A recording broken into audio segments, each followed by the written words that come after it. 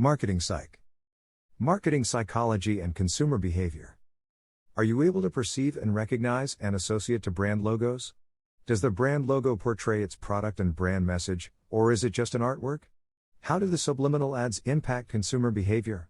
There are numerous things going around in our environment, but as living beings it's impossible for us to respond to each stimulus. Thus all our senses coherently are adapted to pick up and respond to stimuli that will have a favorable or unfavorable impact on body and conscious.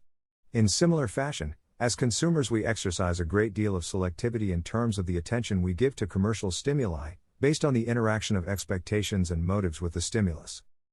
Greater than selective attention is consumers' heightened awareness of stimuli that meet their needs and interests and minimal awareness of stimuli irrelevant to their needs.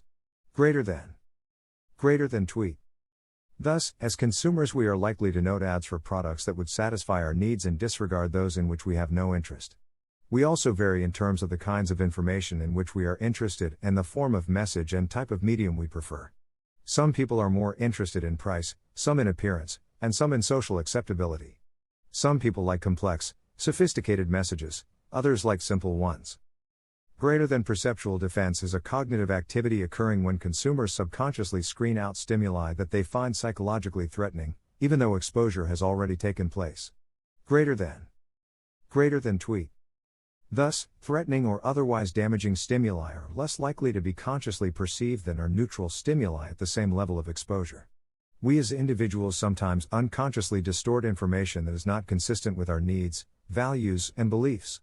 Marketers can manipulate different aspects of ads to indirectly communicate meaning to the consumer below their level of consciousness. One way to combat perceptual defense is to vary and increase the amount of sensory input. This is often used in advertising of addictive products like cigarettes, alcohol, drugs, and ect. We do not experience the numerous stimuli that we select from the environment as separate and discrete sensations, rather we tend to organize them into groups and perceive them as unified wholes. Thus, the perceived characteristics of even the simplest stimulus are viewed as a function of the whole to which the stimulus appears to belong. The principles underlying perceptual organization is called Gestalt Principle. Greater than Gestalt Principle states that the whole of anything is greater than its parts. Greater than tweet. Gestalt Principles. There are 7 Gestalt's law or principles. 1. Principle of closure. According to the principle of closure, we perceive elements as belonging to the same group if they seem to complete some entity. Our brains often ignore contradictory information and fill in gaps in information. In the image at the top above, you probably see the shape of a diamond because your brain fills in the missing gaps in order to create a meaningful image. 2. Principle of continuity. The principle of continuity holds that points that are connected by straight or curving lines are seen in a way that follows the smoothest path. In other words, elements arranged on a line or curve are perceived to be more related than elements not on the line or curve. In the image, we see the meandering line made by the dots, rather than viewing the dots individually, which would have given the perception of it being a random collection of dots. 3. Principle of proximity. According to the principle of proximity, things that are close to one another are perceived to be more related than things that are spaced farther apart. In the image, the circles on the left appear to be part of one grouping while those on the right appear to be part of another. This is because, the objects being close to each other, we group them together. 4. Principle of similarity. The principle of similarity states that we naturally group similar items together based on elements like color, size, or orientation. Grouping can occur in both visual and auditory stimuli.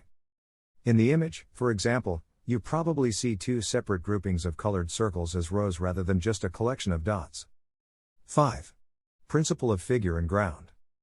Elements are perceived as either figures, distinct elements of focus, or ground, the background or landscape on which the figures rest. 6. Principle of common region.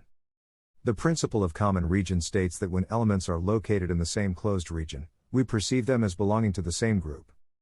Look at the last image at the top of the page. The circles are right next to each other so that the dot at the end of one circle is actually closer to the dot at the end of the neighboring circle. But despite how close those 2 dots are, we see the dots inside the circles as belonging together. 7. Principle of symmetry and order or law of pragnanz.